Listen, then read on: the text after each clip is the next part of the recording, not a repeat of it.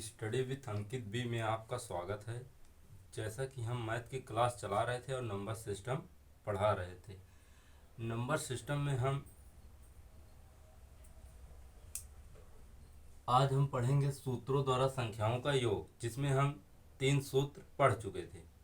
आज हम उसके आगे पढ़ेंगे। चलो देखते हैं।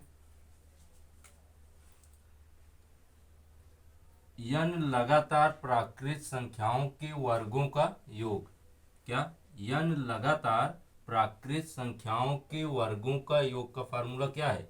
n प्लस 1 ब्रैकेट में, फिर दूसरे ब्रैकेट में 2n प्लस 1 बाई 6। इतनी बात समझ में आई? क्या है? n लगातार प्राकृत संख्याओं के वर्गों का योग। किसका? वर्गों का योग का formula n plus 1 2n plus 1 by 6। इस पे हम सवाल देखते हैं। पहला है क्वेश्चन, 1 से 50 तक की प्राकृत संख्याओं के वर्गों का योग बताओ। क्या? 1 से 50 तक की प्राकृत संख्याओं के वर्गों का योग बताओ। तो हम देखते हैं। पहला है 1 का स्क्वायर प्लस 2 का स्क्वायर प्लस 3 का square plus dot dot dot plus 50 का स्क्वायर। अब हम इसमें देखते हैं n का मान क्या होगा, क्योंकि फार्मूले में क्या है? n है। तो n का मान वही होता है जितनी संख्याएं हों। n क्या होता है? जितनी संख्या हो। संख्या कितनी है? 1 2 3 4 ऐसे से डॉट डॉट डॉट सब संख्या है। संख्या कितनी हुई? n का मान कितना हुआ? 50। n का मान कितना हुआ? 50। तो हम फार्मूला पे देखते हैं। हमारा फार्मूला क्या है? n plus 1 2n plus 1 by 6। इतनी बात समझ में आई? क्या है? n plus 1 2n plus 1 by 6। इसके बाद हम देखते हैं, इस पे मान रखते हैं। तो n का मान कितना है? 50। फिर 50 प्लस 1। उसके बाद क्या है? 2 गुणे 50 प्लस 1 बाई 2, सॉरी बाई 6। कितना है? बाई 6। इसको हम सॉल्व करते हैं। ये जो पाई रहती है बराबर के बीचों बीच में खींची जाती है। इतनी बात समझ में आई? तो हम लिखते हैं 50 गुणे, जो ब्रैकेट है इसका मतलब हुआ कि गुणा है इसमें। तो 50 और 1 जोड़ेंगे तो कितना हो जाएगा? 51। उसके बाद फिर गुणा करेंगे। 50 दूना 100 और 100 में 1 जोड़ेंगे तो 101। इतनी बात समझ में आई? बटे में 6 बटे में है, इसका मतलब क्या हुआ? इस 6 से इसमें भाग है।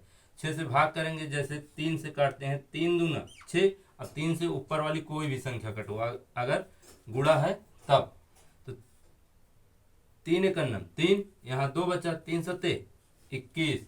इतनी बात समझ में आई? 3 सत्ते 21।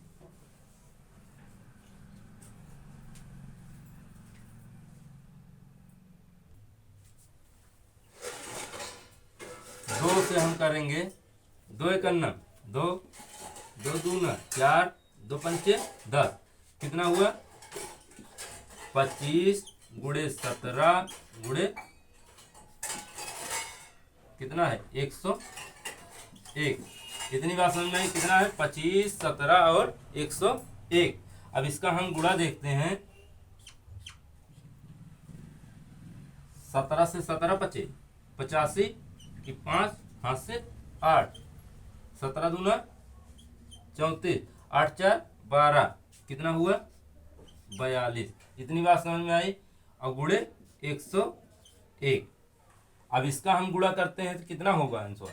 देखो हम इधर गुणा करके बताते हैं।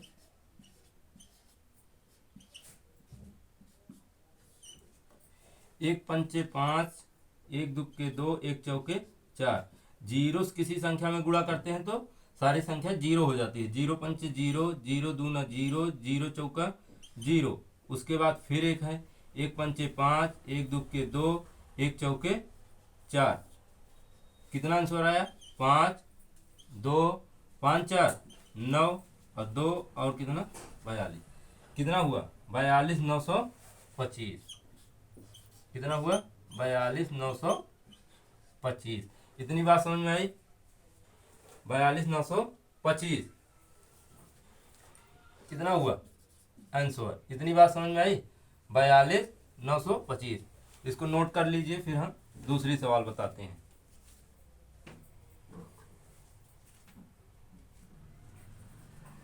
अब हम दूसरी सवाल देखते हैं तो क्या है। अब 1 से 60 तक की प्राकृत संख्याओं के वर्गों का योग क्या है, वर्गों का योग। तो हम देखते हैं प्राकृत संख्याओं के वर्गों का योग का फार्मूला क्या है, n, एक ब्रैकेट में n प्लस 1, दूसरे ब्रैकेट में 2n प्लस 1/6। तो हम इस पे सवाल लगाते हैं।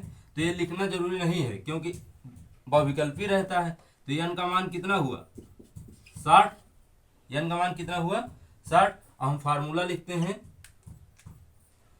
n plus 1 2n plus 1/6। इतनी बात समझ में आई। अब इस पे हम सवाल करते हैं। n का मान रखते हैं 60, 60 में एक जोड़ेंगे 61, 60 दूना 120, 120 में एक जोड़ेंगे कितना हो जाएगा 121। इतनी बात समझ में आई। बटे में 6। इसको सॉल्व करते हैं। 6 कन्नम 6, 6 कन्नम 6, 10 हुआ। अब इसको हम गुणा करेंगे तो कितना हो जाएगा, जैसे 61 कन्नम 61 और 0 लिख देंगे, फिर 121। इतनी बात समझ में आई। 61 0 गुणे 121, इसका गुणा करेंगे, गुणा कर लेना कितना आएगा 73,810। कितना आएगा 73,810। गुणा करने आता है ना, जैसे 0 का 0 उतार देंगे, फिर 121 में 61 से गुणा करेंगे, 121 से कितने से 61 से।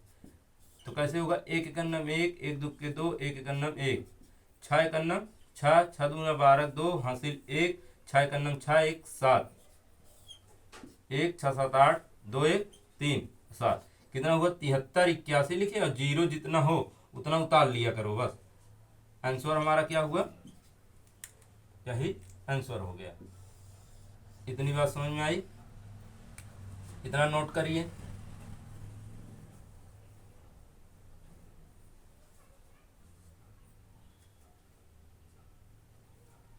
इतना नोट करिए, फिर हम नेक्स्ट सवाल बताते हैं।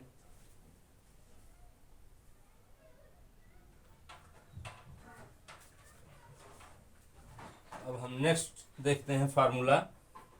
2 सवाल हो गई है इस पे। अब हम नेक्स्ट फार्मूला देखते हैं कि क्या है। n लगातार सम क्या, n लगातार सम। देखो एक फार्मूला बताते हैं जो दोनों पे आ जाता है। n लगातार सम, पहले हम n लगातार सम प्राकृत संख्याओं, n लगातार सम प्राकृत संख्याओं के वर्गों का योग क्या, के वर्गों का योग। n लगातार सम प्राकृत संख्याओं के वर्गों का योग का फार्मूला क्या होगा। तो हम देखते हैं n लगातार सम प्राकृत संख्याओं के वर्गों का योग। तो इसका एक फार्मूला है, हम यहां लिख देते हैं 2n क्या, 2n ब्रैकेट में n प्लस 1, उसके बाद 2n प्लस 1/6। इतनी बात समझ में आई। 2n ब्रैकेट में n प्लस 1, 2n प्लस 1/3। कितना 2n ब्रैकेट में n प्लस 1, 2n प्लस 1/3। एक फार्मूला ये हो गया। एक फार्मूला और लिखते हैं, n लगातार विषम प्राकृत संख्याओं के वर्गों का योग। क्या? n लगातार विषम प्राकृत संख्याओं के वर्गों का योग का फार्मूला क्या होगा? तो हम देखते हैं इसका फार्मूला क्या होता है।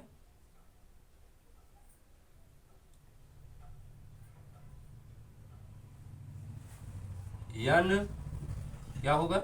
n 2n+1, फिर क्या होगा? 2n-1, 2n-1/3। कितना हुआ?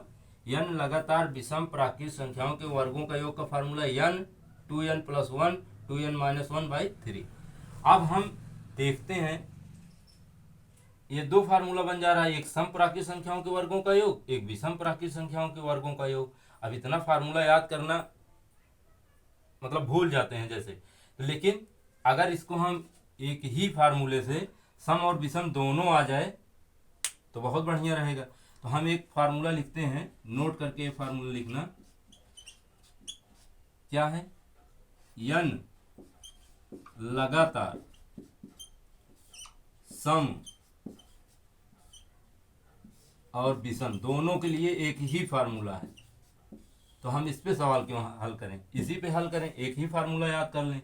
n लगातार सम और विषम प्राकृत संख्याओं के वर्गों का योग। क्या? n लगातार सम विषम प्राकृत संख्याओं के वर्गों का योग। इसका हम फार्मूला देखते हैं तो क्या होगा फार्मूला? फार्मूला देखते हैं तो n+1 कितना होगा? n+1 n+2 कितना?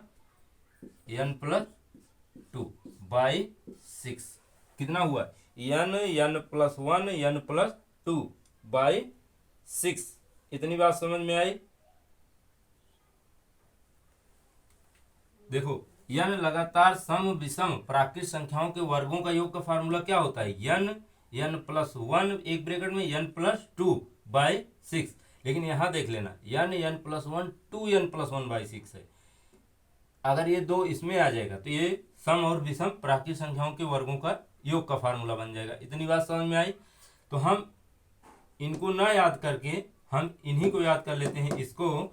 तो क्या होगा कि दोनों एक ही फार्मूले में आ जाएगा। जैसे सम और विषम प्राकृत संख्याओं के वर्गों का योग फार्मूला n ब्रैकेट में n+1 n+2/6।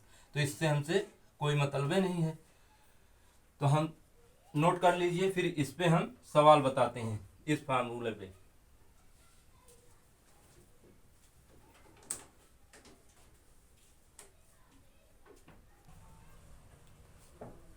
n लगातार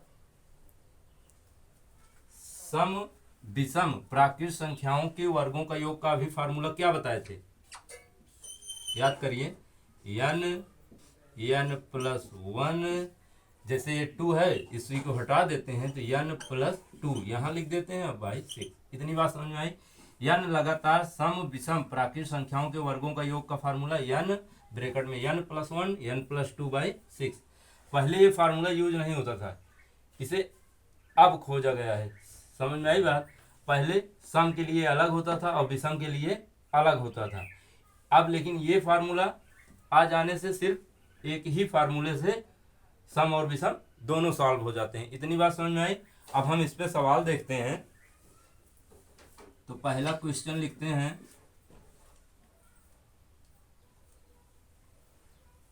पहला क्वेश्चन लिखते हैं कि 1 से 60 तक, क्या 1 से 60 तक, 1 से 60 तक की सम और विषम, 1 से 60 तक की सम और विषम प्राकृत संख्याओं का वर्गों का योग, प्राकृत संख्याओं के वर्गों का योग बताओ। इतनी बात समझ में आई? क्या 1 से 60 तक की सम विषम प्राकृत संख्याओं के वर्गों का योग बताओ। तो अब हम देखते हैं ये क्या है, सिर्फ यानी लगातार प्राकृत संख्या, यहाँ सम और विषम आ गया है। तो अब इस पे हम फार्मूला देखते हैं। तो हमारा फार्मूला क्या है,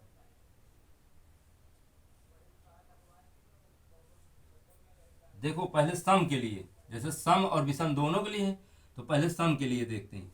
इसके लिए सम के लिए, सम के लिए देखेंगे तो कैसे, सम क्या होता है, 2 का स्क्वायर प्लस 4 का स्क्वायर प्लस 6 का square plus dot dot dot dot plus 60 का स्क्वायर। इतनी बात समझ में आई। तो हम इसको देखते हैं, 2 का स्क्वायर, 4 का स्क्वायर, 6 का स्क्वायर, 60 का स्क्वायर। अब इसमें जो है, इस फार्मूले में ये ध्यान रखना है कि यन का मान क्या होगा, यन का मान वही आखिरी अंक होगा इसमें। लेकिन देखो एक एक अंक कटा है, 60 संख्याएं नहीं है, फिर भी हमें इस फार्मूले में यन का मान जो आखिरी में रहे वही लेना है, 60 जैसे है।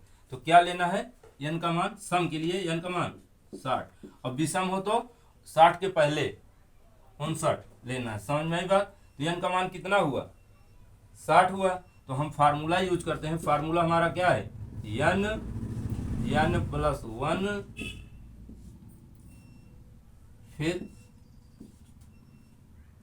यन प्लस 2/6। इतनी बात समझ में आई। अब इस फार्मूले पे हम रखते हैं, तो 60 में 1 जोड़ेंगे 61, और 60 में 2 जोड़ेंगे तो 62। इतनी बात समझ में आई, बटा के 6।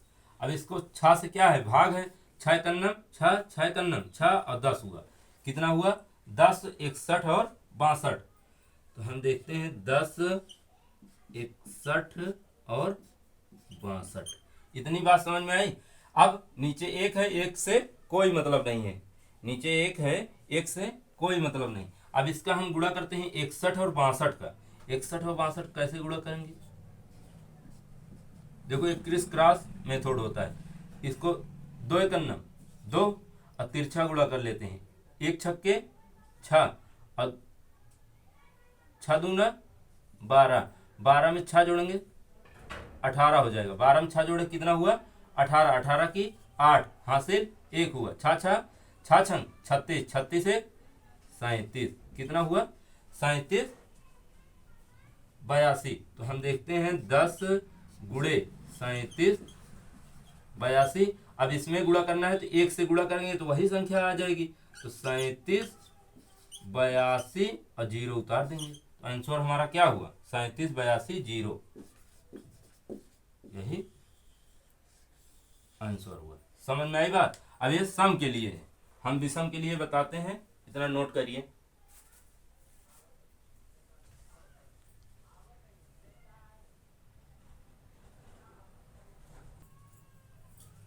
तो अब हम देखते हैं, सम के लिए देख चुके थे क्या, सम के लिए हम देख चुके थे। सम के लिए यन का मान क्या था, 60 था।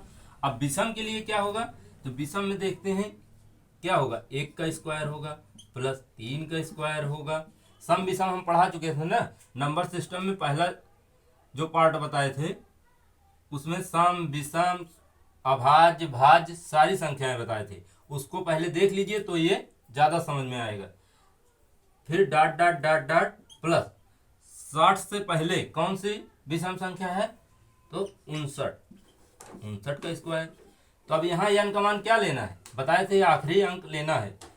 इसमें 59 संख्याएं नहीं है, लेकिन यन का मान यहाँ फार्मूला में यन का मान हमें 59 ही लेना है। तो विषम संख्या के लिए हमारा यन का मान क्या हुआ, 59। तो अब हम फार्मूला यूज करते हैं कि विषम प्राकृत संख्याओं के वर्गों का योग का फार्मूला है n प्लस 1 n प्लस 2/6। इतनी बात समझ में आई, n प्लस 1 n प्लस 2/6। तो हम देखते हैं n का मान कितना है, n का मान 59। फिर इसमें 59 में n का मान यहाँ 59 रखेंगे, 59 में 1 जोड़ेंगे कितना हो जाएगा 60। फिर 59 में 2 जोड़ेंगे तो कितना हो जाएगा 61। इतनी बात समझ में आई, बटे 6। 6 से काटेंगे, 6 करना 6, 10 हुआ। अब 59 गुणे 61 करना है, कितना 59 गुणे 61 करना है। तो 59 गुणे 61 कैसे करेंगे, फिर देखते हैं क्रिस क्रॉस मेथड से। 9 करना 9, और इसको तिरछा गुणा करेंगे, 5 करना 5, अच्छा 9 54। फिर इसमें जोड़ेंगे 5 4 9 और 5 हुआ, ये 9 हो गया। फिर 5 हासिल बचा है, 6 5 30, 30 5 35, कितना 30 5 35, तो 35 और कितना आया 99, 35 99। अब ये 10 भी बचा है, तो 10 को क्या लिखेंगे, यहाँ 0 लिख देंगे, बस। समझ में आई बात। जैसे एक स्टेप लिख लेते हैं कि 59 गुणे 10 गुणे 61, इतनी बात समझ में आई। अब इसको हम सॉल्व किए तो कितना आया 35 99 0, यही हमारा क्या है आंसर। समझ में आई बात, जहां तक इतनी बात समझ में आ गई होगी।